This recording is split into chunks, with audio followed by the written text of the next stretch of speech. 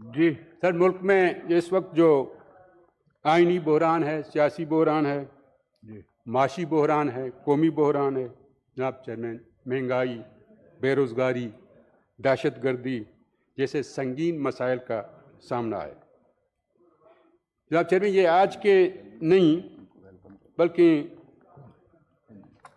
کئی ادوار کے ہیں، کسی ایک حکومت کو مورد الزام ٹھہرایا نہیں جا سکتا۔ ان مسائل کے ایک تاریخی پس منظر ہے جناب چیئرمین۔ اس ملک کے ناقابت اندیش، نااہل اور کرپٹ حکمرانوں نے ریاست اور اس ملک کے عوام اور قومیتوں کے ساتھ جو ظلم کیا وہ ناقابل فراموش یادداشتیں ہیں جناب چیئرمین۔ اسی طرح بلوچستان میں فوجی آپریشن، یہ 5واں فوجی آپریشن سلسلہ جاری ہے، ظلم کی انتہا ہے جناب چیئرمین۔ میں مختصراً کرتے ہوئے بات کو جلدی سمیٹتے ہوئے کہتا ہوں جی کہ جب ملک وارد وجود میں آیا تو بغیر آئین کے، اور 1973 کو اس ملک کو آئین دیا گیا۔ اس لیے آئین نہیں دیا گیا، نہ الیکشن ہوئے جناب چیئرمین۔ اور الیکشن اس لیے نہیں ہوئے کہ ہمارا جو قیادت تھی، جو پارٹیشن ہوا، یہاں کوئی ان کا حلقہ انتخاب نہیں تھا، اس لیے 1 مین 1 ووٹ 1973 کو ہوئی، اور اس کے نتیجے ملک 2 لخت ہوا، کیونکہ اس کے نتائج بھی تسلیم نہیں کیے گئے جناب چیئرمین، کیونکہ اکثریت اقلیت سے علیحدہ ہوا۔ اگر جمہوریت ہوتی اور جمہوریت کی پاسدار ہوتی اور یہ تسلیم کیا کہ عوام کی جو رائے تھی، تو آج ملک 2 لخت نہ ہوتا۔ وہی بنگلہ دیش جو کل ہمارے لیے بوجھ تھا، آج ہم سے کئی گنا آگے ترقی کر چکا ہے جناب چیئرمین۔ Thank you. خیر جناب چیئرمین، 77 میں پھر انتخابات ہوئے، 70 میں انتخاب کے نتیجے ملک 2 لخت ہوا، اور ایک منتخب حکومت کو 77 میں برطرف کر کے اس کے چیئرمین ذوالفقار علی بھٹو کو پھانسی کے تختے طار پر لٹکا گیا جناب چیئرمین۔ 77 میں ضیاء الحق نے مارشل لا لگایا، پھر 99 میں پھر مارشل لا۔ تو اس صورتحال کو ہم دیکھتے ہوئے یہ پورے ایک تسلسل ہے اس ملک کی بربادی کی داستان کا جناب چیئرمین۔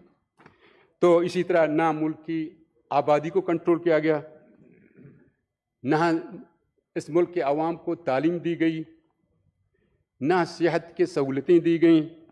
تو اسی طرح جناب چیئرمین سیاسی جماعت، سیاسی لوگوں کو پنپنے نہیں گیا، لیبر یونین پہ پابندی لگائی گئی، اسٹوڈنٹ یونین پہ پابندی، بلدیاتی انتخابات نہیں کرائے گئے، کبھی کیے کبھی نہیں کیے وغیرہ وغیرہ، کہ جہاں سے سیاسی قیادت ابھرتی ہے۔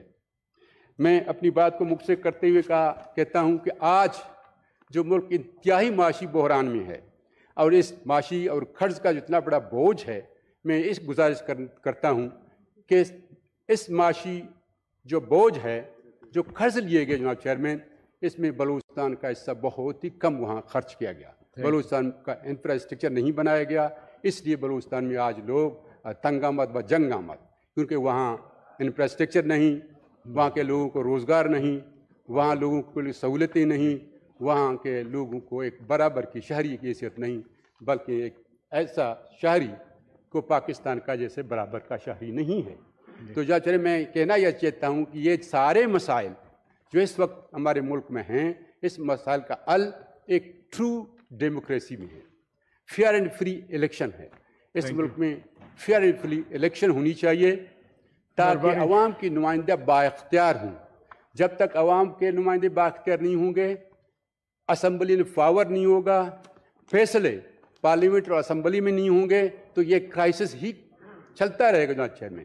اس کی حل واقعی اس ملک کے جتنے بھی قومیتیں بستے ہیں، اتنے عوام ہیں، ان کو ریلیف دینے کے لیے جناب فیئر اینڈ فری الیکشن، مداخلت نہ ہو اور پارلیمنٹ کو بااختیار ہو، چاہے انٹرنل ان کے مسائل ہوں، بہت شکریہ، چاہے ایکسٹرنل، چاہے ہمارے فارن پالیسی ہوں یا ہمارے داخلی پالیسی ہوں، ان پالیسیوں کو ہمارے منتخب اسمبلی، صوبائی ہوں، قومی ہوں، سینٹ ہوں، ان زیر غور لایا جائے، زیر بحث لائے، پالیسی بنایا جائے، تاکہ عوام مزید اس ملک کو ایک اور کرائسس جو کرائسس ہے، اس کا نکالنے کا واحد حل یہاں کا ٹرو فیئر فری الیکشن ہے۔ اور قومی جو یہاں قومیں بستی ہیں، ان کو تسلیم کیا مہربانی جائے کیونکہ یہ ملک کثیر القومی ملک جزاک ہے. اللہ جی، بڑی کثیر مہربانی. القومی ملک ہوتے ہوئے اس جتنے بھی قومیں بستی ہیں اپنے ہی ٹیریٹری میں بستے ہیں، ان کی مہربانی. ادب، ثقافت، زبان کی ترقی بھی اللہ خوش رکھے. Thank you very much. ہمارے ہاؤس میں مخدوم سید سمیع الحسن گیلانی صاحب MNA ہیں،